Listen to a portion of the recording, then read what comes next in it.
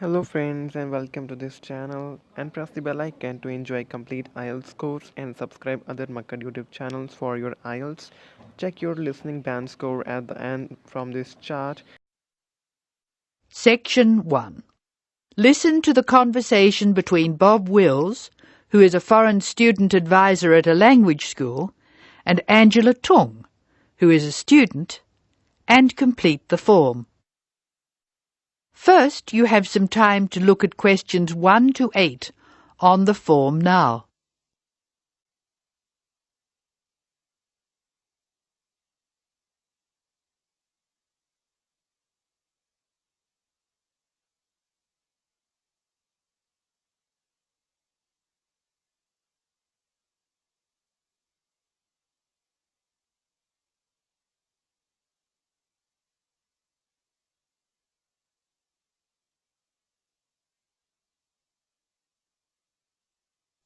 You will see that there is an example which has been done for you. The conversation relating to this will be played first.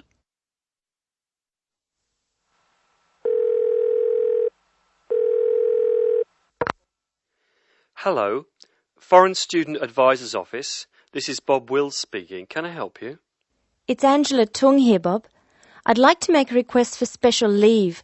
Can I do that over the phone? Hello, Angela. You can make that request by phone, but I'll have to fill the form out. Let me get the special leave form. OK, here it is. Tell me your student number, please. It's H for Harry, 5712. H5712. OK. What's your address, Angela? Angela's student number is H5712, so that has been written on the form. Now we shall begin. You should answer the questions as you listen, because you will not hear the recording a second time. Now listen carefully and answer questions 1 to 8.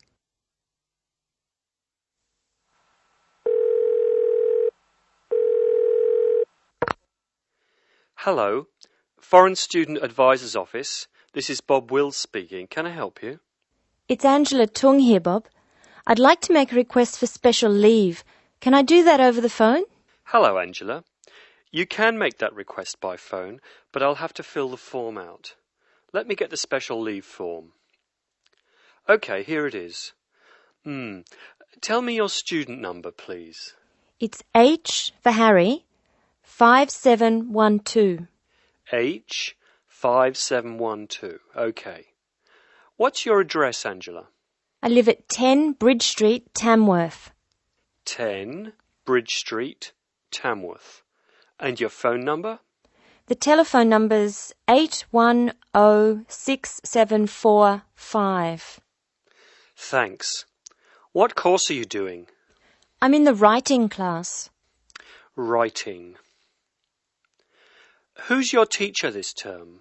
Mrs. Green. She spells her name like the colour. Thanks.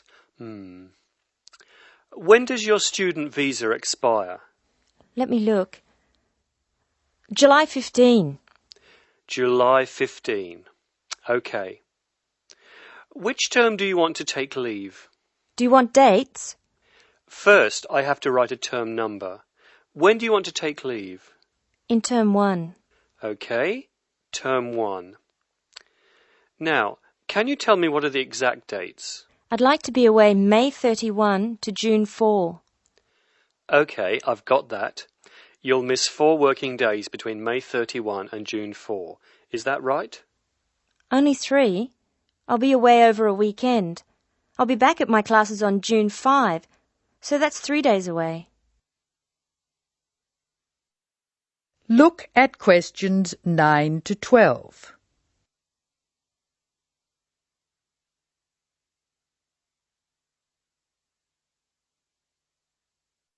Now listen to more of the conversation between Angela and Bob and answer questions 9 to 12. Why do you want to take leave, Angela? I'm going to visit my Aunt May. She's my mother's sister. She and her husband are my guardians while I'm here. Where do they live? About 50 kilometres from here, near Armadale. Do you have to take so long if they live nearby? My mother is coming with me. She's come for a holiday, so she wants to have some time with May. And I want to spend some time with my mother too. Aren't you going home soon? I've applied to extend my time here. I expect to go home in 12 months. That is the end of section 1. You now have some time to check your answers.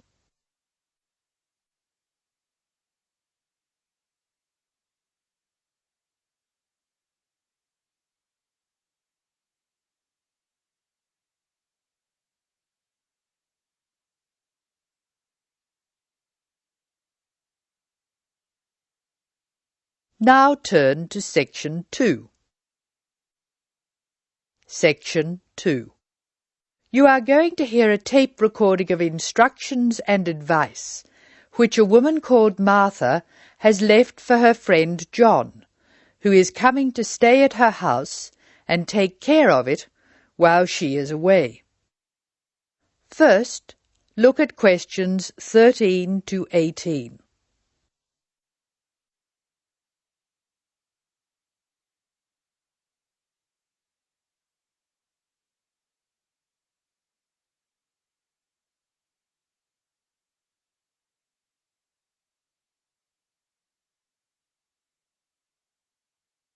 As you listen to the first part of the talk, answer questions 13 to 18. Hello, John. Welcome to the house. I'm really pleased that you can be here to look after my house while I'm away. Here are some things you need to know about the house. Important stuff like when the garbage is collected. In fact, let's start with the garbage, which is collected on Friday. Just write garbage on the calendar on the days they take it away. Put it out on Friday every week. That'll be Friday 22nd, Friday 29th, and Friday 5th. It's a really good service. The trucks are quiet and the service is efficient. The bin will be put back outside the house empty. It's a good idea to put it away quickly. This street can be quite windy. I once watched my next-door neighbour chase her bin the whole length of the street. Every time she nearly caught up with it, it got away again. The waste paper will be collected this Tuesday. That's Tuesday 19th. There's a plastic box full of paper in the front room. Please put it out on Tuesday. The truck will come during the day. If you don't mind collecting old newspapers and other paper and putting them in the box, I'll put it out when I come home. The paper people only come monthly. I have some things to give to charity in a box in the front room. Would you put it out on Monday the 25th, please? It's a box of old clothes and some bed linen which I've collected, plus a few other bits and pieces. Be careful when you pick it up, because it's heavier than you might expect. The charity truck will come by during the day on the last Monday of the month. If you want to use the library, you'll find it on Darling Street. I've left my borrower's card near the telephone. It has a very good local reference section if you want to find out more about this city. I'm sorry to say we don't have a cleaner. Oh yes, filters. Please would you change the filters on the washing machine on the last day of the month, which is Sunday the 31st. We find that the machine works much better if we change the filters regularly. The gas company reads the meter outside the house, so don't worry about that. I think that's all the information about our calendar of events. Now look at questions 19 to 24. Circle the correct answer.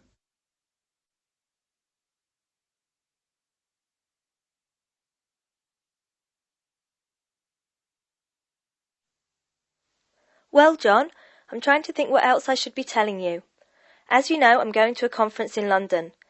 I hope to have a little time to look around. It's a great city. I do hope I manage to get to at least some of the theatres and museums. I'm looking forward to all the things I have to do at the conference too. I'm giving a paper on Tuesday the 26th, and there are a couple of really exciting events planned later in the conference programme. I hope to meet up with an old teacher of mine at the conference. She taught English literature at my old high school, and we've kept in touch through letters over the years. She teaches now at the University of Durham, and I'm really looking forward to seeing her again. By the way, I expect you're hungry after your trip. I've left a meal in the refrigerator for you. I hope you like cheese and onion pie. Would you do me a favour, please? I haven't had time to cancel an appointment. It was made a long time ago and I forgot about it until this morning. It's with my dentist for a check-up on Thursday the 28th. Could you please call the dentist on 816-2525 and cancel the appointment for me? Thanks a lot, John. One last thing. When you leave the house, make sure the windows and doors are shut and set the burglar alarm. The alarm code number is 9120, enter. Have fun. I'll see you when I get back. This is your friend Martha saying goodbye. That is the end of section 2. You will now have some time to check your answers.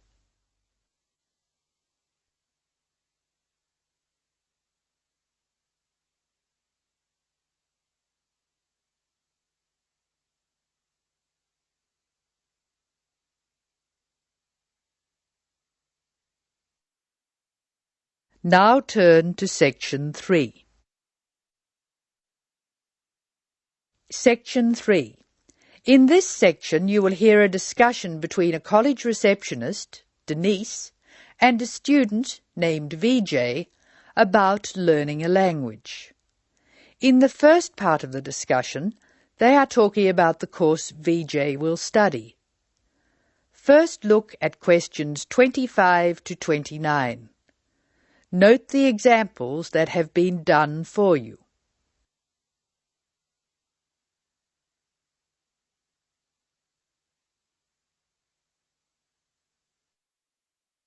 Using no more than 3 words or numbers, complete the table. Hello. May I help you? Hello. Is this the right place for me to register to study foreign languages? Yes, it is. May I have your name, please? Vijay. My family name is Paresh. Vijay Paresh. Okay. Do you have a telephone number? Yeah. 909-2467. Thank you. Now, which language would you like to learn? We offer French, Italian, Cantonese, Mandarin, Spanish, Portuguese. I'd like to learn Spanish, please. Okay. Our classes are conducted in lots of different places. We have classrooms in the city and here in this building. What's this building called? This is Building A. I work near here, so it'd be best to study in Building A. What time do you want to come to lessons? They go on for 3 hours and they start at 10 a.m., 4 p.m. and 6 p.m. I wish I could come to the daytime lessons, but I can't. So 6 p.m, please. That's our most popular time, of course.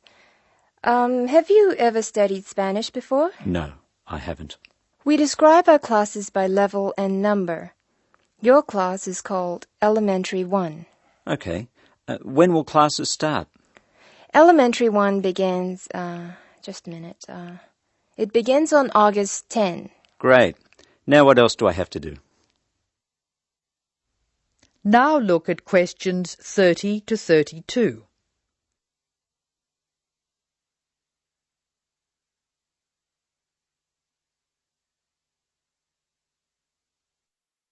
Choose the appropriate letters A to D and write them in boxes 30 to 32 on your answer sheet. Listen carefully to the conversation between Denise and VJ and Anne. Well, let's see. First you have to go to... May I have a minute, please, Denise? Of course, Anne. Excuse me for a minute, please, VJ. Did you file those forms for me last night? No, they're still on my desk. Oh, Denise, that's simply not good enough. I'm really sorry, Anne. It won't happen again. All right, Denise, go back to your customer, but please be more careful in future. Now listen to the directions and match the places in questions 33 to 36 to the appropriate letters A to H on the plan.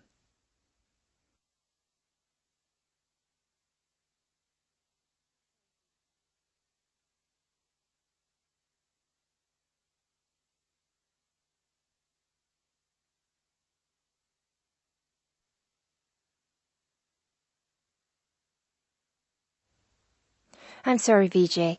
What were you saying? I wanted to know what else I had to do. Oh, of course. Please go to the building on the other side of Smith Street. I want you to go to the reception area first. It's just inside the door on the left as you enter from Smith Street. Give them this form. Okay. Do I pay my fees there? No, but the fees office is in the same building. Go past the escalators and you'll see a games shop. It's in the corner. The fees office is between the games shop and the toilets. Thanks. Where can I buy books? The bookshop is opposite the lifts. It's right next to the entrance from Robert Street. Your offices are spread out. Not as badly as they used to be. By the way, we offer very competitive overseas travel rates to our students. Oh, I'd like to look into that. Of course. The travel agency is at the Smith Street end of the building, in the corner next to the insurance office. Thank you very much. Bye. This is the end of section 3. You will now have some time to check your answers.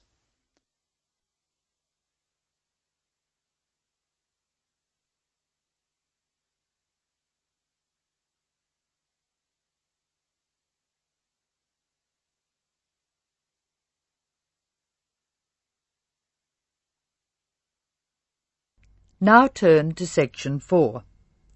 Section 4.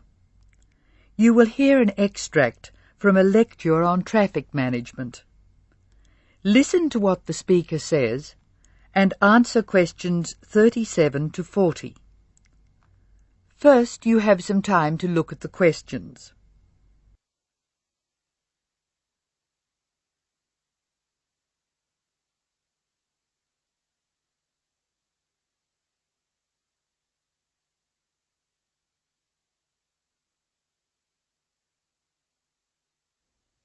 Now listen carefully and answer questions 37 and 38.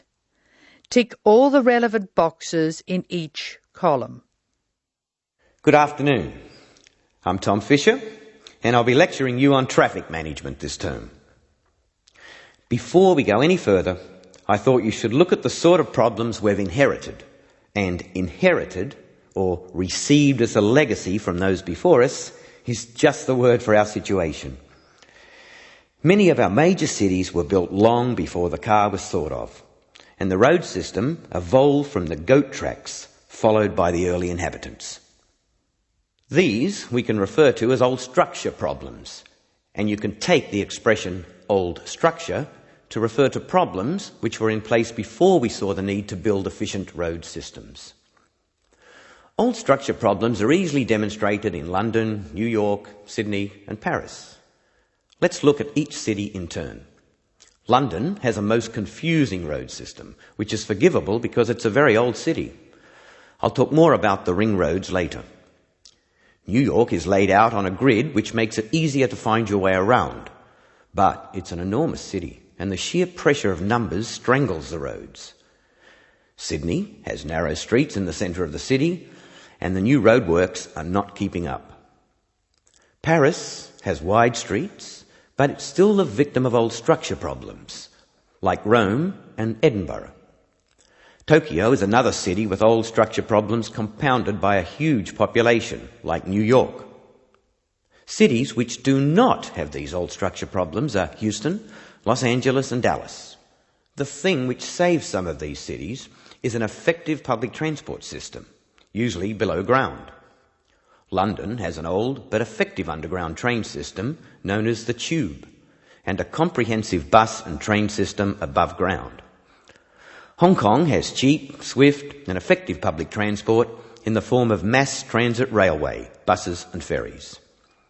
Paris has the Metro Underground Railway, which carries tens of thousands of people daily, and a large bus system. New York has a comprehensive underground train system, but many people feel that it's dangerous to ride on it. There have been some nasty attacks. However, the trains themselves are efficient, so we have to call it a good system. Sydney has a good public transport system, but only part of it is underground. Now answer questions 39 to 40. Write no more than 3 words for each answer. Notably absent from this discussion of cities with good public transport are the cities I nominated previously as not having old structure problems: Houston, Los Angeles and Dallas. Let's start with Dallas, a very wealthy city in Texas which has grown up in an era when cars were considered to be essential to move about. It has an excellent road system, as does Houston, another new city with wise city leaders who insisted on good roads. However, the public transport system in both Houston and Dallas is extremely poor. As a result, travel in Dallas and Houston is easy except for peak hour, when a 20-minute run can expand to more than an hour in traffic jams. Los Angeles suffers from chronic highway blockages, despite efforts to encourage people to use public transport. Cities with good road systems and no old structure problems can use other methods to reduce the number of vehicles travelling together at peak hour. Flexi time is one good method. Offices open and close at different times, so people are travelling to and from work at different times. Vehicles carrying more than one person can use special priority lanes, which means they can travel more quickly. There are even systems to make peak hour car use more expensive, with electronic chips recording the presence of a vehicle in a given high traffic area at a given time. So, what can we do? The rest of this course will be devoted to looking at the conflicting demands of road users and relating the use of the private car to other aspects of the economy. Over the next 3 weeks, we'll be discussing this in more detail. That is the end of section 4. You now have some time to check your answers.